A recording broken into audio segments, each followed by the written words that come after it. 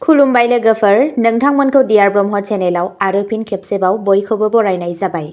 आं दिनै नोंथांमोननि सिगाङाव आरोबाव माखासे गोदान खौरां लानानै फैबावलायबाय। आसा खालामो नोंथांमोनहा खौरांखौ खोनासंनानै मोजां मोनगोन। गिबि खौराङावनो दङ ब्रैथि क'क्राझार थुनलाइयारि फोरबोआ 1 फेब्रुवारिनिफ्राय जागायगोन। ब्रैथि क'क्राझार थुनलाइयारि फोरबोआ 1 निफ्राय 3 फेब्रुवारिसिम क'क्राझारनि बड'फा कालचारेल कमप्लेक्सआव खुंफुंनो थियारि जादों। सानथामनि हाबाफारिया थुनलाइ, हारिमु आरो गोजोन दानायाव गोसो होगोन, जायनि थांखिया आरिमुनि गेजेरजों खौसेथि आरो बुजिनायखौ बांहोनाय।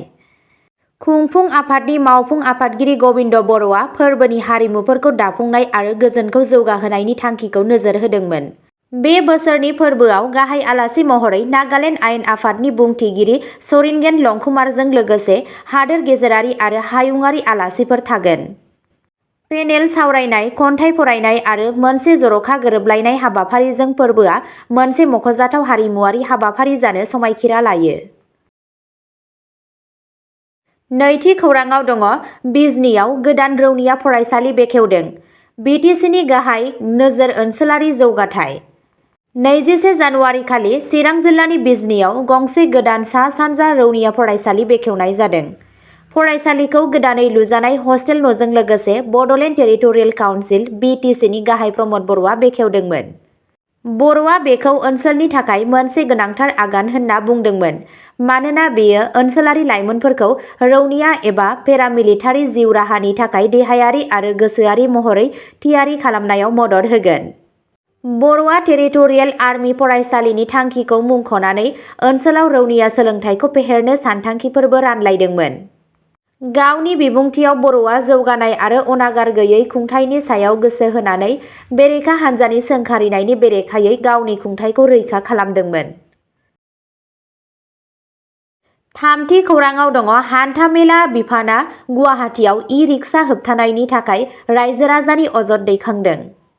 गुवाहाटीनि ओनसोलारि रोगाथाइ बिगुमाया गोबां नोगोर ओनसोलफोराव ई-रिक्साफोराव थांखि लानाय होबथानायनि बेरेखायै अजद हांख्रायहरदों। 18 जानुवारियाव फोसावजानाय मोनसे मावख'आरि फोसावथायाव बुंनाय जादोंमोन दि होबथानायजों गोहोम गोग्लैनो हाथाव सुबुंफोरा 15 साननि गेजेराव गावसोरनि अजदफोरखौ गथायनो हागोन। थागिरिफोरा स्क्रिनआव होनाय इमेलनि गेजेरजों लिरनाय अजद दैथायहरनो हागोन एबा गावनो एबा डाकजों गुवाहाटीनि बेतकुसियाव ओनसोलारि हान्थामेलानि मावख'आव जमा होनो हागोन। फेन्सि बाजार, भेटापारा आरो GMCH बायदि मुखुब ओनसोलफोरजों लोगोसे 56 थावनिफोरखौ गोहोम खोख्लैनाय होबथानाया ई-रिक्सा थांलाय-फैलायखौ गोहोम खोख्लैनो थाखाय थियारि खालामनाय जादों होनना खौराङाव फोरमायनायखौ मिथिनो मोननाय जादों। ब्रैथि खौराङाव दङ आसामनि माजबाटआव उन्दै गथ'साखौ हानजा जिनाहारि खालामनायनि दायाव साबा सुबुंखौ जिउ जोबजासिम जोबथेसालिनि साजा। मोनसे मख'जाथाव राय।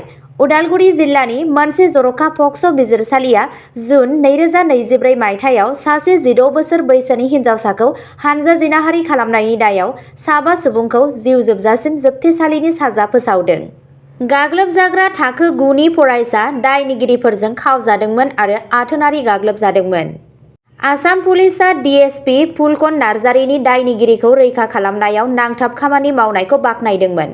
बिजिरसालिनि थिरांथाया गाग्लोबजाग्रा आरो बिनि नखरनो न्याय होयो आरो बेफोरबायदि मुगैथाव दायफोरनि बेरेखायै मोनसे गोख्रों होबथाग्रा महरै खामानि मावो। बाथि खौराङाव दङ आसामनि तिनिसुकियायाव वाइल्डलाइफ क्राइम बस्टआ साथाम हमजादों। मोनसे जाफुंसार अपारेशनाव हाग्रा मावख'गिरिफोरा 21 जानुवारि खालि तिनिसुकिनि बटलाभाटा साहा बागाननि साखाथियाव फानग्लिन बिगुर, लख्रा बिगुर आरो सांभर मैनि एन्टलारफोर बोखांनो हादोंमोन। डुमडुमा फरेस्ट डिभिजन आरो वाइल्डलाइफ क्राइम कन्ट्रल ब्युर'जों खालामजानाय अपारेशनाव साथाम सुबुंफोर अजित मरान, दिपेन सेतिया आरो मन्टु मरानखौ आयेन बेरेखा हाग्रानि जिब-जुनारनि फालांगियाव लोब्बा थानायनि थाखाय खानाय जादोंमोन। आसाम हाग्रा बिफानआ आयेन बेरेखा हाग्रानि जिब-जुनार फालांगिजों जुजिनो गावसोरनि रादायनि सायाव बोलो होनानै अपारेशननि गुवारै फोरमायथिखौ ससियेल मिडियायाव फोसावदोंमोन। बिबानगिरिफोरा बे जाथायाव आरोबाव सोमोन्दोखौ नायबिजिरगासिनो दं। द'थि खौराङाव दङ क'क्राझाराव गोब्राब जखम जानाय सनानि लांगुरखौ रैखा खालामदों। मासे गोब्राबै गोमालांनो हमनाय सनानि लांगुरखौ 21 जानुवारि खालि कक्राझारनि कुटामारि गामिनिफ्राय आखि फाफ्लियाव गोथौ जखम जानाय मोननायनि उनाव रैखा खालामनाय जादोंमोन। हाग्रा दिप' मावख'गिरि गौतम बसुमतारिया चक्रशिला वाइल्डलाइफ सेन्चुरीनि मावफारियाफोरनि हेफाजाबाव अपारेशनखौ दैदेनदोंमोन। जोखोम जानायनि जाहोनखौ दासिमबो मिथिनाय जायाखै आरो नायबिजिरनाया सोलिगासिनो दङ। जोखोम जानाय लांगुरखौ गोख्रै फाहामथायनि थाखाय थिथागुरि जुनाद फाहामसालियाव लांनाय जादोंमोन। बिबानगिरिफोरा ओनसोलारि थागिरिफोरखौ सांग्रां थानो आरो ओनसोलाव हाग्रानि जिब-जुनारनि रैखाथिनि थाखाय जायखिजाया गोमोथाव खामानिनि फोरमायथि होनो खावलायो। स्निथि खौराङाव दङ मरिगावआव सिग्रोमनानै हेर'इन जब्द, 3 हमजादों।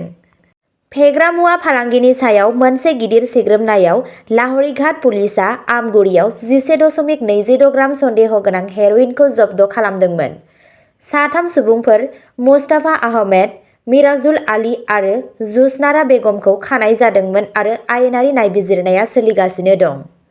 बे समावनो बशिष्ठा पुलिसआ मानासवती मेधिखौ 14.17 ग्राम हेर'इनजों लोगोसे बेहेरबारिनिफ्राय खायो आरो पानबाजार पुलिसआ बिलासिपारानि शाहिदुल इस्लामखौ 29.43 ग्रामजों हमनो हायो। तिनिसुकियायाव नागालेन्डनिफ्राय सिखावै लाबोनाय हेर'इनजों लोगोसे निउ तिनिसुकिया रेलवे स्टेशनाव 2 सिखाव फालांगिरिखौ पुलिसआ खायो।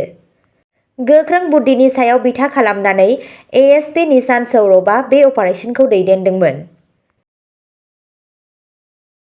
अब्ला दिनैनि खौराङा एसेनोसै।